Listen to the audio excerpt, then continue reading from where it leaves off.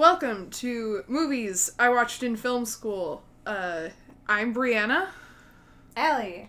Special guest Gloria Swanson. Kyle is also here. And today we watched Sunset Boulevard, directed by Billy Wilder, starring Gloria Swanson and William Holden. I can't do a William Holden art. I was about to. I don't know, it just sounds like 50s man. Yeah. Just picture it in your head. It's a man with sandy hair and a butt chin. Yeah, wearing an ill-fitting suit. Yeah. When they introduced the talkies, that was how all the men spoke. They didn't. You weren't there, you don't know. I was a star, damn it. You're 6 months older than I am. Allie, you're not supposed to shatter the narrative. I'm supposed to be Gloria Swanson. Alright, I'm glad we got that sorted out. Kyle enjoyed the film. So, Allie and I both had to watch this for an intro to film class, and this was for the film noir portion. Mm-hmm. And this is your first time seeing it, right, Kyle? Well, I was in it, so... Yes. How could I forget? I'm sorry. Yes. Gloria. Wait, so Kyle's Gloria Swanson, can I be Kyle? Yes. This movie was anti-Irish propaganda because he died in a pool. Everyone knows the Irish can't live in pools. I'm glad you understood the nuance of that scene. No, it was anti-Irish because she wouldn't let them borrow her car for the Crosby picture. That Bing Crosby. Couldn't carry a tune with a bucket. So Sunset Boulevard is a story about a hack screenwriter writing a screenplay for a former silent film star who has faded into Hollywood obscurity. I have a few notes. Something that we were talking about a little bit until we got engrossed, I think, is how funny this movie is. And how you said that, like, usually movies from this time period aren't funny. Not that they or, like, aren't funny. intentionally. No, that's not what I meant. I said, I never expect them to be funny. Oh, okay. Like, I see that when they're from, and I see that they're in black and white, and I don't expect them to be funny. Oh, okay, I gotcha. This movie was really funny. Yeah. Yeah. Yes. No, a lot of movies from the time period tend to revolve around a lot of people sitting in easy chairs, talking back and forth. Just a lot of dialogue for 90 minutes. It's rare you find one with a bit of comedy interspersed, unless it's actually one of the funny talkies. Oh, Gloria, please don't smoke in here. My apologies. I didn't realize it was one of those places. You just put that cigarette on in my leg. Ah, well. I'm sorry, dear. It shouldn't have been in front of the ashtray. It wasn't.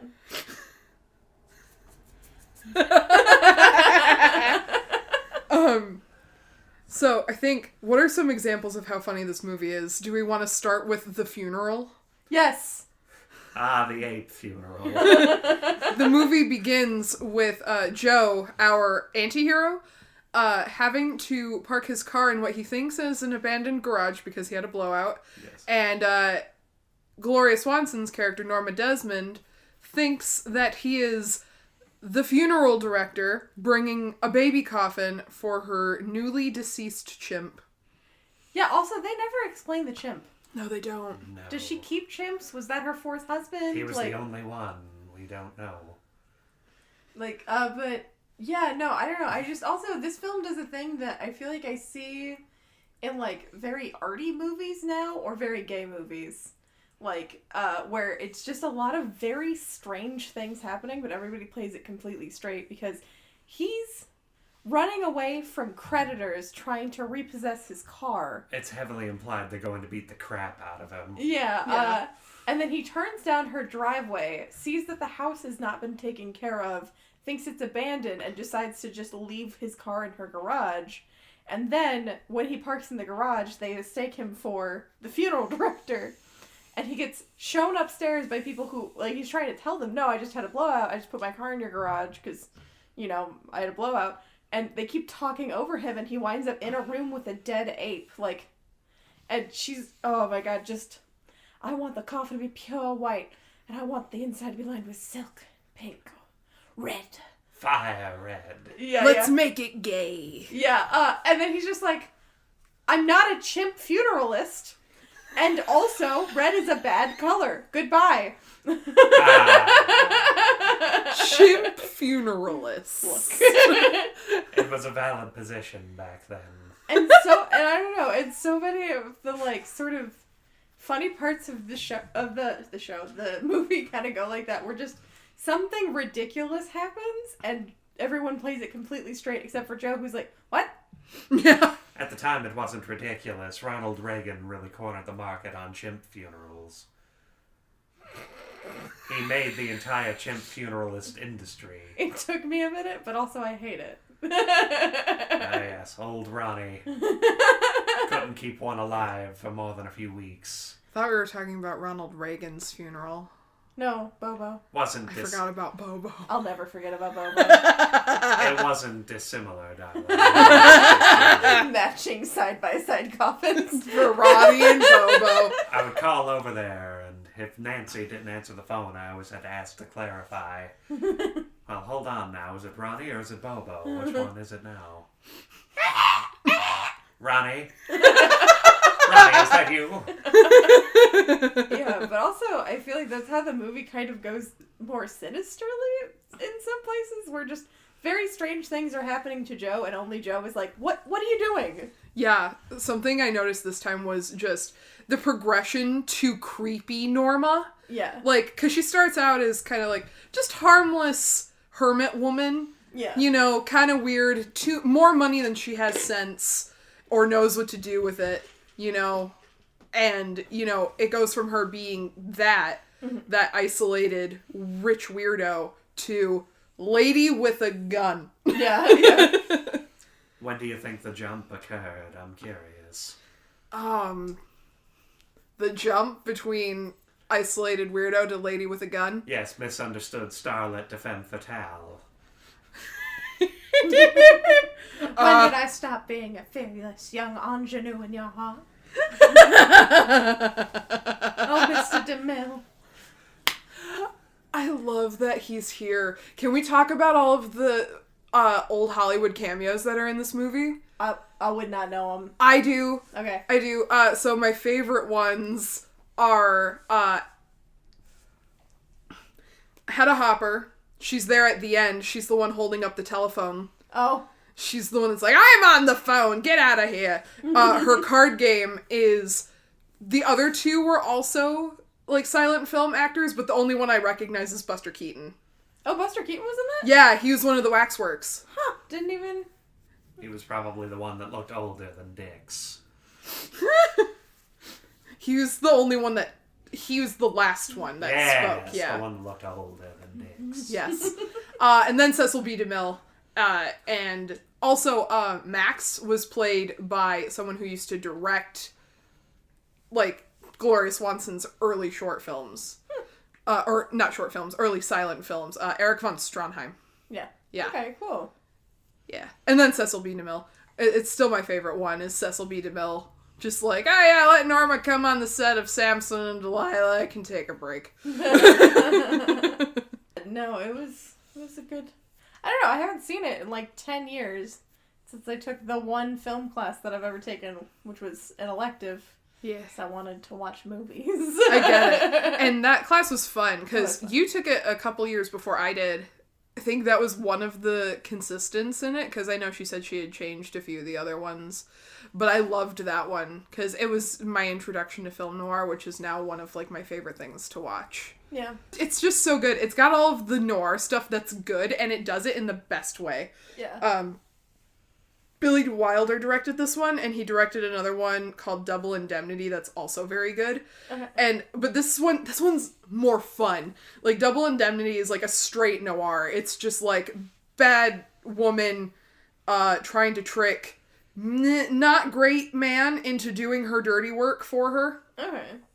And this one's just bombastic, by comparison, it's like, you know, all the bells and whistles and pictures of Gloria Swanson. Yeah. Oh my god, there's so many talk pictures of Gloria about Swanson in this. her house? In my notes, I just wrote the boyfriend suite. Yeah. Can we talk about the house? Those weren't uncommon. Those weren't uncommon? Yeah. Those weren't uncommon back then. I didn't notice until that one shot where, what's her name? Betty. Betty? You know, one of the 50s women names? Betty. The harlot. when she... Sorry, getting a little robot-y on it. Like if it's speak and spell, had that accent. Harlot. I feel as though I need to project more. I'm an actress. Yeah, actress, you got it. Like, you got robot-y. Anyway, sorry. The scene where Betty shows up and he's, like, showing her the house to be like, I'm a kept man and I would like to keep it that way, thank you, is, the first time we see the whole living room all at once. And every surface is covered in pictures of Norma Desmond. Every single one of them. And I didn't notice, but, like, she like, her mantle, she has, like, little coffee tables that just have pictures of her on top of them. And then you turn around and you see the little projection thingy. And there's another mantle covered in more pictures of Norma Desmond. And I was just like, what? Yeah. Yeah. Like, I didn't see it before, but it's very good. Like, it's nuts. Her house is insane. And it's huge. And I love the juxtaposition between, oh yeah, this grand spectacle house and how it actually looks. Yeah. Because, like, you could tell, like, back in the day, like, oh yeah, party at Norma's. But now it looks abandoned. And it's just a weird house. I love old 50s rich people houses. Yeah, they're pretty nuts. They're like, insane. This is the floor that Valentino told me to get. It was all wood, but he said the tile was better for doing the mambo. It was the tango, dear, the tango. Yes, there was a scene in the film, it's one of my favorites, where it's just a 2-person New Year's Eve party. There's a spread, they're both dressed up, there's even a little band, but it's just us dancing the There's night more away. people in the band than there are guests at the party. Yeah. I feel like that's the most ridiculous thing. It's only like a 5-person band. Yeah. She threw a whole New Year's Eve party just to get Joe in the sack. And his reaction was like, oh, what? It did not work in my favor. Was William Holden your first pick for love interest? No. What didn't you like about him? He was a Mr. 50s type. Standing there with the damn accent they made them do. I like my men quieter. Yes. Can't be staring at me. I mean, you've committed to this bit. You have. And you're out of water? Damn it, I am. I flew all the way out here from Tinseltown to record this podcast, and it made it very difficult.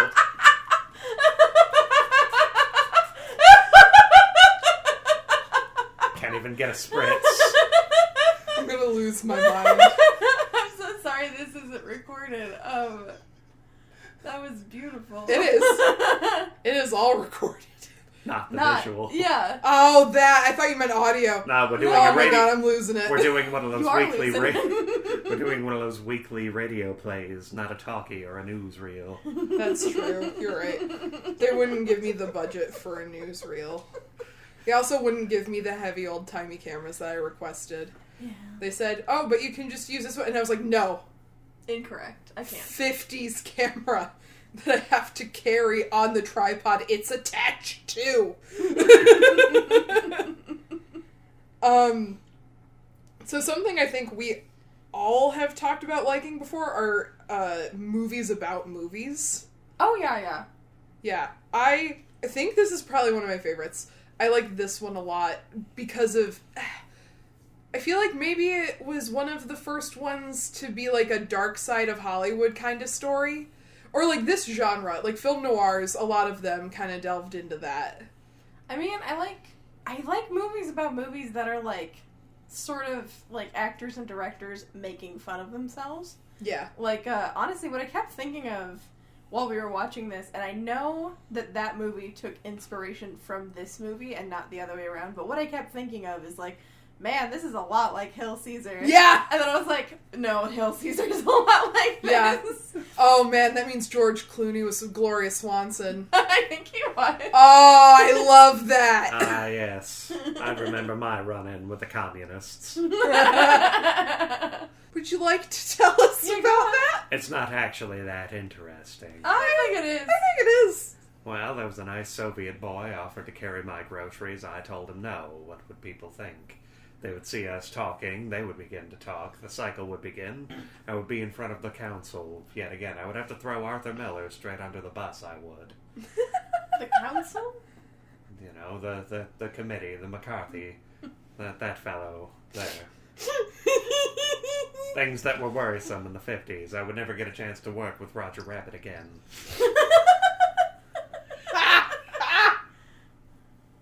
You're gone to a place, babe. I was a regular down at Maroon Cartoon Studios. Oh my god. This bit. Jesus. What are some of your favorite movies about movies? Who Framed Roger Rabbit? All I'm thinking about is Hail Caesar still. Honestly. Yeah, kind of same. I like Hail Caesar a lot. Oh, also, Shadow of the Vampire with Willem Dafoe. Seed of Chucky. God bless the little people. Sorry. How dare you invoke John Waters in my presence? I'm sorry, you're not John Waters? Oh, God. I'm so glad we started immediately off the rails with this one.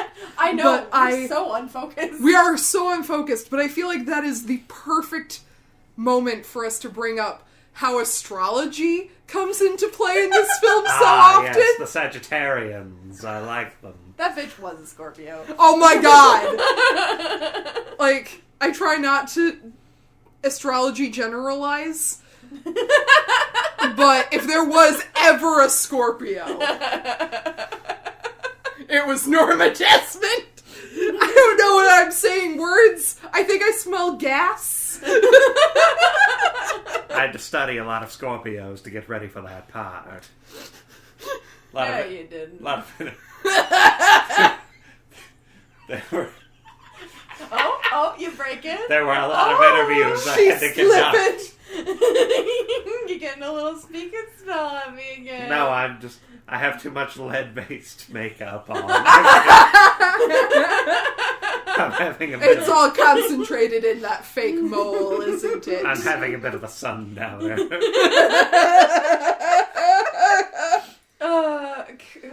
I think the part that it wasn't meant to be a joke, but I did laugh.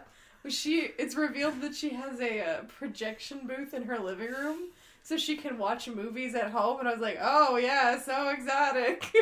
Watching movies in your own living room. Like a rich person. At the time, that was real big dickin'. And using it only to watch her own movies and talk about how cute she used to be. No score whatsoever. Just the visual. Look at me, I was cute as a button. Look at that face. They don't make faces like that anymore. This movie's very quotable. It's very quotable. Like, I feel like this is one of the most quotable movies I've watched in film school. Because my mom saw this just separately once, and I told her that I watched it. She came out of the bathroom doing the Norma Desmond. And I was like, okay, so you've seen it. And she's like, yes. The stars are timeless, don't you know? And I was like, okay, cool, this is fun. Give me your mother's address. I'll send her an autograph. She'd love it. Yeah. I'm sure. That's fit very neatly into my Hollywood making fun of itself, because it is Gloria Swanson fully just being like, oh, I'm gonna go in there and Gloria Swanson it up. Yeah. Like, Yeah. It helps that we have actual Norma Desmond here. But in yeah. In reality, I'm it's flattered. this movie's really funny because I've watched behind the scenes stuff and about Gloria Swanson and how this was not how she was at all. She was just nuts. But like she was fun Hermit Norma. She wasn't mean Hermit Norma. She was just like, oh yeah, I only come out for the grandkids' birthday parties, and I do my Charlie Chaplin impression. Like, which is also in the film. yeah, and it's Charlie so Chaplin. fun. I worked hard on that. Yes, I believe it. It was very well done. It was fun until the kids thought I was doing a Hitler. Oh no. Oh no. I'm just trying to break you. Yes, but I'm a professional, darling. I don't break. I think you've just become possessed because you saw the future and you just decided to embrace it. Just you becoming some retired old queen. I don't know. I don't know what you're talking about, darling. I don't know what you're talking I about. feel like Yeah, you want to play back the tape a little bit at the beginning of that sentence? I don't know what you're talking about, darling.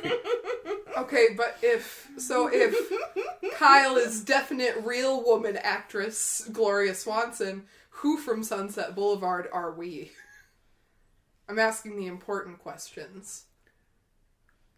I'm trying to think of my answer. Well, I mean, it's really just Norma's world. Yes. And we're living in it. So go ahead. Well, you keep up all these snide remarks, you're going to end up in the pool. I'm Joe. Oh, yeah. Joe's kind of like the perfect noir anti-hero, because I feel like a lot of other ones, they go either really hard on the I'm not a good man kind of thing, or they go like, I don't know how I got roped in and all this, you know. But Joe is like, Joe, and this is another Billy Wilder thing, because his anti-heroes are really good.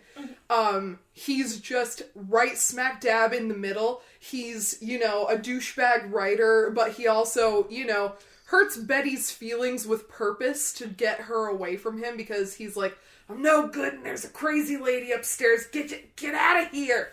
Go get married. Like, yeah. He's right, you know. I was going to butcher her with a pizza cutter. Oh. I don't believe that Gloria Swanson / Norma Desmond has ever eaten pizza. No. Unless it was, like, in Italy. Yeah. It was. Little Italy. It was in the back of a... We're not doing this bit. Veto! It was All the Italians are 1 inch tall. 1 inch tall Italians make That's the best just pizza. Italy. They make the best pizza. The size of bagel bites. You just stuff them in your mouth. Yeah, so you think any of this is usable? You think... You know, we got 25 minutes of it. Let's talk about the plot some more. You don't want me to talk about tiny Italians making bagel bites? Don't. When tiny Italians are making bagel bites, you can have pizza anytime.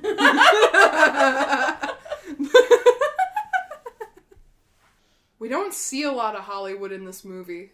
No. For a movie about movies. Because I feel like nowadays that's a thing that they do, is they make it about the surrounding area, you know? Like all the landmarks, too. But in this one, you just see a bit of the Paramount lot, Gloria Swanson's house. Yes. What were your favorite things from the film, Allie? What a question. The chimp funeral? Like, he moves into the apartment over the garage, and then he peers down at the lawn, and it's Norma in all black mourning clothes and a veil, and her butler behind her carrying a baby coffin with a dead chimp in it to bury it in the garden. And he's just like, and downstairs they were having that chimp funeral. And I'm like, I don't know how you can say that with that straight of a face, sir. I demanded authenticity. We really buried that chimp. He's still on the Paramount lot. He is. They never found him. That part's really good. I like that the rainbow room's the bathroom. Yeah. Yeah, in the New Year's scene. That was fun. That's what we're calling our bathroom now. Yeah. Yeah. I don't know. I think I just liked Artie the friend a lot. He was cool. He's only in 2 scenes, but he was like, yes. wow, you're much nicer than any of these other people. Yes, the character Joe was determined to dick over. Yeah, just... Yeah. Hey, can I stay on your couch? Cool, I'm gonna hit on your girlfriend. Well, there's a perfectly good starlet waiting at home to shower him in love. I do like Betty, too. I mean, I was ragging on her for being named Betty because every woman in the 50s was named Betty. Yeah. But, I don't know, she was fun.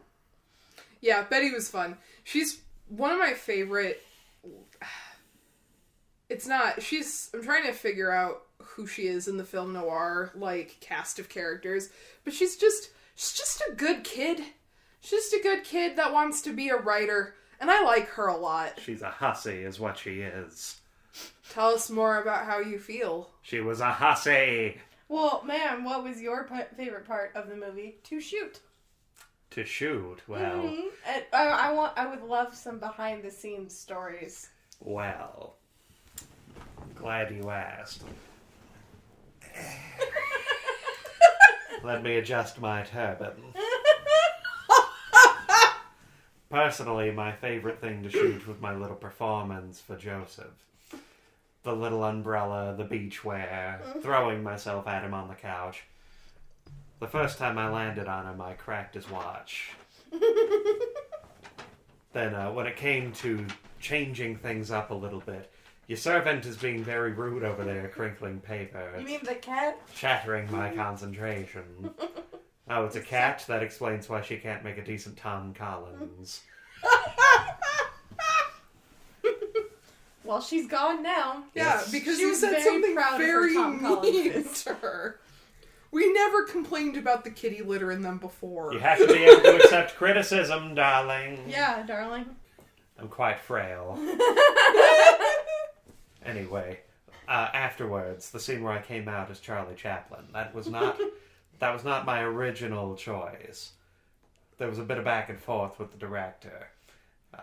You see, I have this great Swami character I wanted to do, but the studio wouldn't allow it. Which is surprising for the 50s. Yeah, you would think. Something about we didn't have the budget for the fake beard I wanted. Expensive beard. Well, we had blown the rest of the budget on the New Year's Eve sequence. The 5-piece band cost a lot of money. You'd be surprised. They were legitimate. They thought they were filming an actual party. They were very upset. Oh my god. Honestly, you could have done that movie for pretty cheap if that was Gloria Swanson's actual house. Yeah. Yeah, I wonder if that was... It's probably a set, but I want to know where that house is. Like, if it was demolished, if they preserved it as, like, a piece of film history or something. Yeah, but if it was, I mean, if that was Gloria Swanson's actual house and she just wanted to film there, then, I mean, all they really would have had to pay was, like, salaries, and for the handful of times they were on, like, they were in the studio, but it's them wandering through sets that aren't being used, like, intentionally trying to get them to look like unused sets, so that also probably, like, they wouldn't have to book them or anything. No, yeah, just film at the Paramount lot at, like, 2 a.m. Yeah. Yeah. I would have allowed them to film in my house, but the crew had an overwhelming amount of Dutch, and I wasn't about to have that. Not in my home. And there's strudel in there. Leaving strudel all over the place. Who do you think you are, Mads Mikkelsen? They're pancakes. Yes. The pancakes, the little wooden shoes, I was having none of it. I think I'm thinking of waffles. You are. And I'm thinking of waffles, Belgium. darling. Y'all want waffles? Are we doing okay? I don't know. It This might be movie- nap time. This movie, accompanied with lunch, may have fried our brains. That's the thing. I don't know. I don't have a ton of stuff to say about this one. Just because it's really good. Like, I'm not, like, making fun of it. We just keep kind of going off topic. Yeah, because genuinely, it's one of those movies where it's like, what hasn't been said about... You're making the Norma Desmond face at me. Yeah? Yeah. Like, what hasn't been said about Sunset Boulevard, you know? It's another one kind of like Psycho that's been parodied a lot, and I think it had a musical at one point. Of course it did. Yeah. Oh no. Oh my god. All right. We three movie watchers queer. Yeah. Like, This is the gayest movie I've ever seen. yeah, yes it is. You're Maybe welcome. this is something we can talk about. It is the gayest movie from this time period. And, you know, the gays apparently love Sound of Music, which I think is a hateful stereotype. I've never understood the appeal. I've never seen Sound of Music. You're not missing out. It's fine. But it reminds me of gay film, like intentionally gay films, like made by gay directors that I've seen since then, where it's the very silly things happening to a bunch of like over-the-top characters and one straight man. I deserve Yeah. to be more of an icon, not that hussy Judy Garland. Please do not say mean things about Judy Garland in my house. I don't know, ma'am. I've seen a lot of drag queens with your lips. Just real blown out. Oh, on the Tammy side. Brown! Yeah. Yeah. Yeah, oh my god! I was Change your costume. like, change it around. But yeah, no, I feel like this is one of those movies that we don't talk about a lot, that kind of infiltrated its way into gay culture. Yeah. Divine could have easily been Norma Desmond. Like, that was what I was thinking halfway through. I was like, I want Divine to do that. Yeah. I want Divine to be chasing William Holden down the stairs, saying, "No one ever leaves a star!" Like, I want that. I want that. I can have dreams. Well, you're gonna have to keep dreaming. I know. There are But- certain unless you do one of those deep fakes I heard about on the newsreel. I mean, I don't know how many fingers you can point, Gloria Swanson. I did it. A deep fake? You're also dead, ma'am. I know, this came as a shock to This all is of us. libel and a smear campaign. Because I paid a I'm in lot fact of... looking at a large bearded man. This is a smear campaign. Because I paid a lot of money for that plane ticket for a ghost. Yes. Is that what you want to tell Brianna, that they got conned by the ghost of Gloria Swanson? Fucking maybe. It wouldn't be the first time, if I'm being honest. Yes, remember? You told me that story over the Skype call the time you thought Danny Kaye was coming out. What? Danny Kaye, he was a tap dancer. Oh. Coming out, he was a tap dancer. Also, what a pull. So many people you could have said. Okay, Here's so that. listen, Danny Kaye was one of like... He sounded more and more like Kyle, the more irritating. I figured the reference would land because... Oh, I knew who Danny Kaye was. I was just like, None whatsoever. this is like when people were shocked George Michael came out. Yeah. Like, I remember when he came out, and my mom was just like, oh my goodness. And I was like 10, and I was like, yeah. George Michael's gay. The guy So that, Liberace. the I'm Wait, your what, man guy. Liberace? Yes. Yeah, he was He fucking was a Matt Damon. homosexual. Yeah, he dressed like a chandelier every day. He was a homosexual. You're a homosexual. This is rude. You know what? We're at 35 minutes. I think we're good. I don't think we're gonna be able... Y'all need a nap. Thank you so much for joining us for our recounting of the fever dream that was Sunset Boulevard. Which one of you is going to give me a ride to the bus? Not the cat. Oh. That's going to be a long, awkward car ride. She's only giving you Tom Collinses with cat litter in them. Oh. And you're gonna drink them. We want to keep her self-esteem up. I used to be big in this town. In Michigan? Yes. I can't imagine that. No, me neither. Well, join us next time for The Birds, Alfred Hitchcock's The Birds. Did we pick the birds? Kyle did. Ah, yes. Yes. Kyle picked The Birds. That nice fellow that gave up his seat on the couch this afternoon. I am a little impressed that you went this whole time without breaking. Yeah. It's pretty good. Except for the couple times you started to sound like a speak and spell. Now I know when I want you to stop doing a bit to say mean true things about Danny Kaye. I don't know, That wasn't rude. It's just... There it was! Got it! Gotcha! Gotcha!